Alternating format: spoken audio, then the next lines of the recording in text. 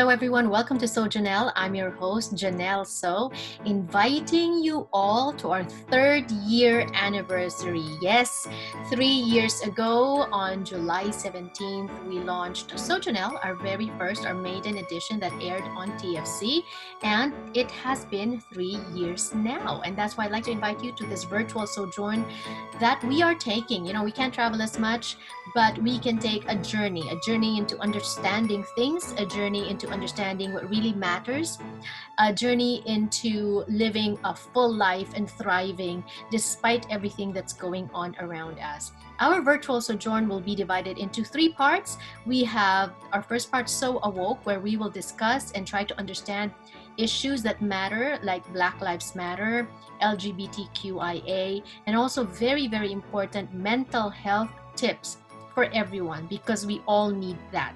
Another part of the segment is called So Aware, which is why we're going to talk about being aware of what really matters most in life, and that is family, that is relationships.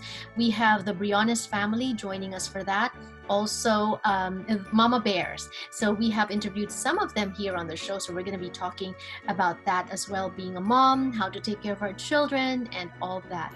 And finally, we have So Alive, where we're going to be having tips on how to stay grounded, how to stay centered, how to chase our joy. As one of our guests always says, Mayor Ron Falconi is a famous personality, Filipino entrepreneur, makeup artist, very successful, and she joins us to talk about some of these things, as well as Arnel Calvario, who is a choreographer and also a founder of several very successful dance groups. He will be joining us with his tips on how to keep moving when everything is at a standstill. And the founder of luxury brand Fil-Am also joining us to talk about the importance of sleep, which is very important to staying healthy these days as we fight a lot of negativity around us. So please join us. We have special prizes for all of you. If you want more information, and please register, go to our website, www.sojannelle.com, www.sojannelle.com, where you will find a lot more information about some of the prizes that we're giving away, including Fil-Am sleep bracelets, also Mali Beauty Makeup Glow Kit, which I also use. Also, we have gift certificates from some of our sponsors and collaborators on the show, like Red Ribbon. We also have some support from Jollibee, and we're giving away lots of prizes. So please, check us out online, www.sojannelle.com, and don't forget to register, because prizes await those who also register. So please join us there. Meanwhile, thank you for sharing your afternoon with us here on So Jannelle. We're going to open this conversation as a sort of like a continuation from what we did last week, which is starting these segments on educating ourselves about the issues at stake in this upcoming presidential election in November. Thank you so much for taking time out of your busy schedule, Mayor Falconi, to join us today on So Jannelle. Oh, the pleasure is mine, Jannelle. Thank you so much for having me today. For people that are not aware, you know, you are from Ohio. Yes. Are there a lot of Filipinos there? We have a small but growing Filipino community here in northeastern Ohio. Obviously not as large as it is there in Los Angeles or the West Coast. We do have some Filipino stores, and we also have various Filipino organizations as a community. And we get together every now and then, and we meet. And I think a lot of the times it's just an opportunity just to get together and eat. So I'm sure the Filipinos are proud of you. Congratulations are in order, as you are one of the 26 Asian Pacific American leaders appointed to the advisory committee for the re-election campaign of President Trump. How easy or how difficult do you think will this election or re-election be? This election is certainly going to be one of the most interesting campaigns in modern history. I mean, the differences between the two candidates, between President Trump and the Democratic candidate, couldn't be farther apart. I mean, the president is still, even though he's been there for 4 years, he's still pictured as the outsider.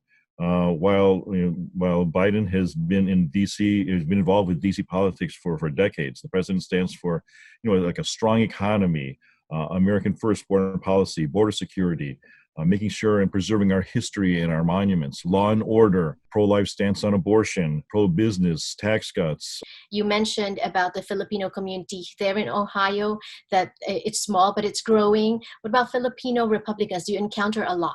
I do. I mean, especially now online because of the openness of the internet. I get to see not just the Filipinos here in the Filipino conservatives here in Ohio, but really all over the country, and they've all reached out to our group, to me. You can tell and you can feel the growing excitement of this group. I know that people are opposed to the president, and maybe that is their motivation to go to vote. They're not necessarily pro-Biden. Do you see this going down as Republicans versus Democrats, conservatives versus liberals? Because really, when it boils down to it, we also see Republicans that have openly said that they will not be supporting the current president, Donald Trump. We have Mitt Romney, we have Colin Powell. Let's face it, I think a lot of it is sour grapes. They supported other candidates in 2016. They didn't make it. And that's just the way it is. I don't think that the number of those Republicans really voted for Donald Trump in the first place. I don't think that there are really that many Republicans who sort of quote unquote Republicans who are really opposed to the president. I think they were always in favor of someone else in the first place. What are your thoughts then, though, about the dropping rating of President Trump and the Democratic nominee Biden really outracing him in terms of funds? I don't believe the polls. I think that in the end, the people are going to come out to vote for this president as they have in the past. Some people might argue that in 2016, when he was elected, there was no history of a pandemic. There was no history of some divisive rhetoric. And a lot of the disapproval is coming from that. You're right. There was no pandemic in 2016 or any kind of wide riots or unrest. But I think a lot of those things will actually highlight and showcase the great things that the president and the Republican Party are doing here. How everyone felt sorry for Mr. Floyd, and somehow it seems that adversaries on the left have now morphed that into taking down statues of Christopher Columbus. It's not even about George Floyd anymore. I think now it's about basically the taking down of American history, the taking down of American monuments, and attacking America itself. People look at what's going on in America, and then, whom do you trust? Whom do you trust? A Washington insider who's been involved with Washington, D.C. politics for decades? Or are you going to vote to support the re-election of this president? They're so opposed to him, and I think that's one of the reasons why Republicans like him. And this is the first time in American history I see that we have a Republican presidential candidate actually going out against the media and calling them out for what it is. Mayor Falconi, tell us a little bit about yourself. How did you land this position? If I'm not mistaken, there are elected officials that are Filipino that are members of the Democratic Party, but I think you're the only Republican that's Filipino-American that's currently elected. I'm certainly the only Filipino mayor who's on this committee. I've always been interested in politics ever since I was young. I've been involved in Republican partisan politics probably for most of my adult life. The very first election that I really got involved in was the 1992 congressional campaign. For me, it was just thrilling. It was exciting, and I got to meet a whole load of people. And it's very different because you're there, you're working for you believe in the same political beliefs, you're fighting for the same cause, and you want to win an election. Back in 2007, I decided I wanted to throw my own name into the ring and see if I could win. And I ran for a ward race, ward council seat out here in Brunswick. I ran for mayor in 2013, unopposed. Ran for re-election in 2017, also unopposed. And then, I also ran for the state Senate most recently, and unfortunately I lost that race. But, it's part of the process. You win races, lose races. You're talking about the divide. It has swung so far to the left and so far to the right, and that's what we're seeing. But then at the same time, there's some common ground, like the handling of the pandemic and the president calling it kung flu or the Chinese virus, which has led to xenophobe. And I am talking to some members of the Filipino community saying that they have been affected by it as well. And that's why they're thinking maybe this divide has been caused by the president that has fanned this for 4 years now. Your thoughts on that? Yeah, well, here, first of all, I don't think that it's wrong to call out where this pandemic originated. It originated from China. That's what it is. That's just the truth there, and he's taken steps in the past in order to make sure that this pandemic, that the disease has been contained, still moving around and trying to see what is the best practices in order to keep people healthy, but of course also at the same time to make sure that economies go forward. In your question, you said, well, the president is very divisive and doing these things. Yeah, in his rhetoric, in his tweets. Yeah, I know, but I think once again, I think this goes, and I've never seen this before, that how the media is just so opposed to this president. Every little thing that he says, even if the pandemic did not occur, they would still say that the president's rhetoric or the president's words are not diplomatic or thing, and that's going to happen, and it has happened whether there's a pandemic or not. We're trying to elect a leader of America, which is considered, a powerful country in the world, and we can't have an incompetent and we can't have a less powerful leader. We have to elect somebody who deserves to be there. And you think that President Trump is still that leader? Oh, yes. I think he's still the best person to lead America again. The Republicans are, and especially Filipino Republicans, are very excited to reelect him in November. Everyone's going to be mobilizing. Everyone's going to be going out to do what they need to do, whether it's phone calls or stuffing envelopes or knocking on doors, contacting our friends and neighbors, registering to vote, or actually going out to vote. We have those opportunities out there. Sometimes people just don't know about it, so find out from your local boards of elections and what you need to do to vote and go out there and do that. We heard from Republican Mayor Ron Falconi from the side of President Trump, from the administration side. And this time we're going to hear from the other camp. Lloyda Lewis is a philanthropist that's actively campaigning for Joe Biden. Here are her thoughts.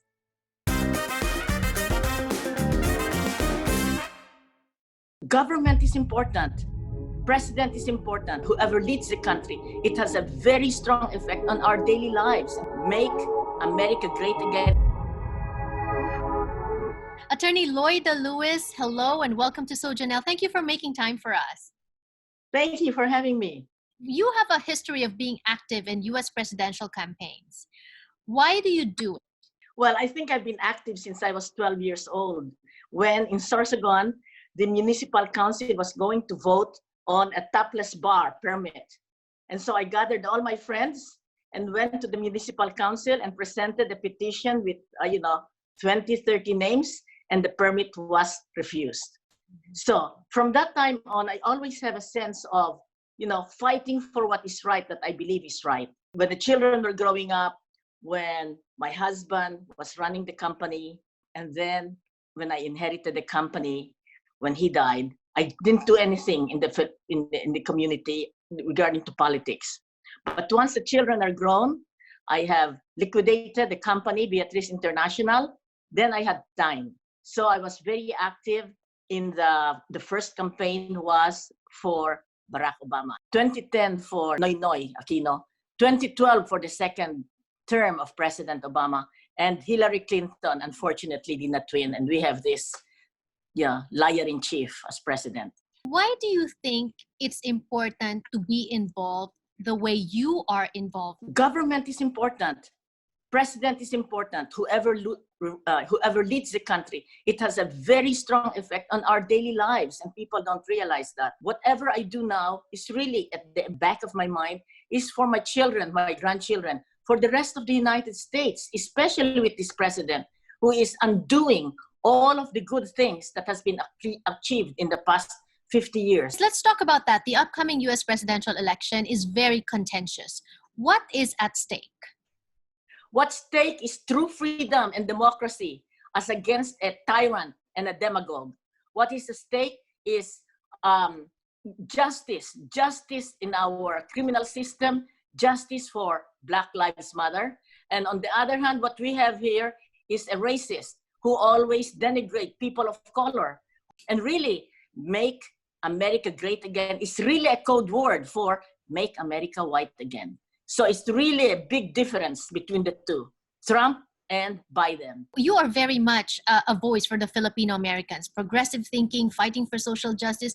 But unfortunately, there's not too many older generation Filipino-Americans that share the same view. What are your thoughts on that? They base it on their strict religious beliefs and different other beliefs that the president is currently playing on or playing to. Many of the older generations of my generation are first generation, meaning they grew up in the Philippines. Unfortunately, in the Philippines, we tend to be conservative.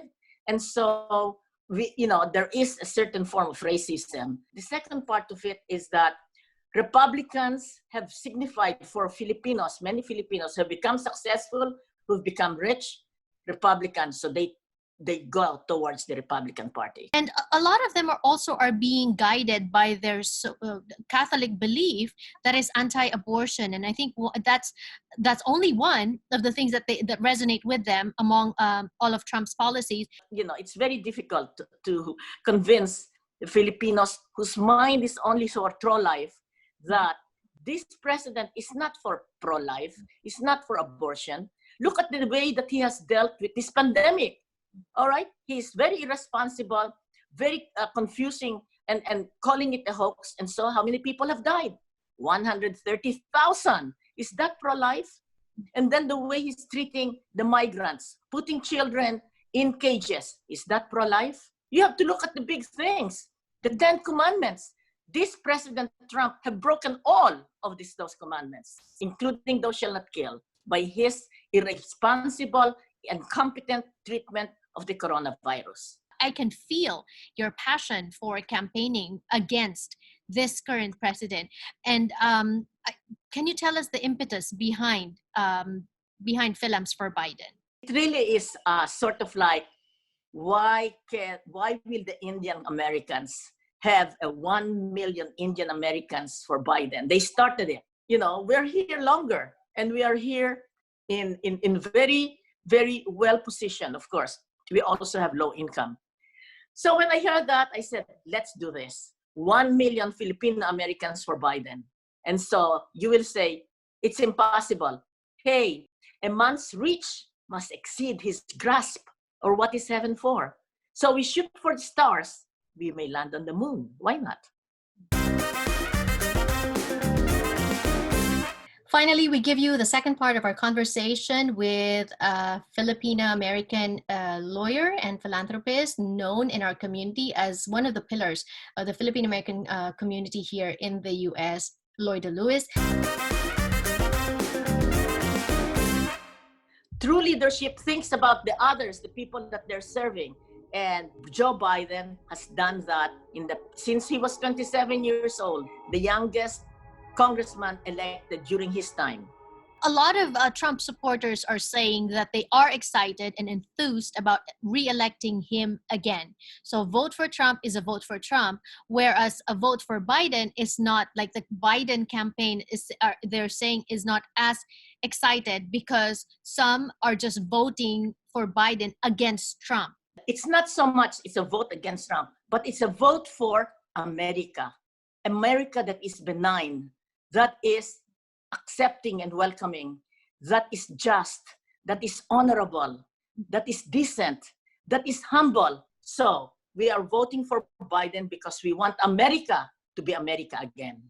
A lot of Bernie Sanders supporters are hesitant to support Biden, despite being from the same party, until they say that Biden takes a more progressive approach on certain issues. Your thoughts on that? There has been commingling of a conversation and compromises. For instance, Biden is not going for Medicare for all, because how about the rich people? You'll give them Medicaid? So the compromise is that for the really low-income Americans, insurance run by the government will be free for low income. And then you can have an option on a sliding scale. You're very rich, yes, you can choose some government run, or you can keep your own private insurance. So that for me is more reasonable. Now, for climate change, there is now an agreement that in 35 years, we will be something like 75% sustainable energy. That means solar power, water, wind power. That means maybe atomic power, but no longer fully dependent on oil because it disturbs the climate. So look at it. There has been a coming together and compromises so that there is no reason that the Bernie Sanders faithful will say, oh no, he didn't come all the way. Wait, Sanders didn't win. Sanders didn't win. So why are you going to demand all the Sanders policies? That's not fair. Last week, we interviewed Mayor Ron Falconi, Filipino-American mayor in Ohio, and he spoke for the Trump campaign. And this time we're talking about Fil-Ams for Biden. Why is it very important for us Filipinos to educate ourselves in these issues? And number two, to participate in this process? First, knowledge, so that you're not just following me. You are listening to me, and then you do your own research. So for my fellow Filipinos, don't just be one issue. Look at the facts. The media has a lot to play in all this. No. Fox News are often wrong. Just check, a fact check. Go to the internet, because in the internet, more or less, everything is there. It's good that we're doing this, because this is what I want to do also, is to educate the Filipino voters and to let them know that it is very important to be involved in this process. Any parting messages? Out of 100% eligible Filipinos, only 65% registered. And out of that registration of 65%, only 50% voted. So please register to vote. If we are united in voting for Biden and Biden wins in those battleground states, then we will no longer be marginalized. We will be considered Filipino group. They work as a bloc, and therefore they are now the margin of victory. And so that will give us greater voice when we demand, certain policies to be accepted. Then congressmen will listen to us, congresswomen, senators will listen to us, and most of all, President Biden will listen to us. So I'm calling again, Filipinos in Texas, Minnesota, Georgia, Wisconsin, Pennsylvania, North Carolina, Nevada, Michigan, Florida, and Arizona. If you get yourself together and bring enough people, Filipino Americans, and even your friends, you can make President Biden president. Please remember to join us on our sojourn as we celebrate our third anniversary that's coming up on July 25. But we need everyone to register, and please share it with your friends and family, as we are going on Facebook. So this is global. Anyone can access us.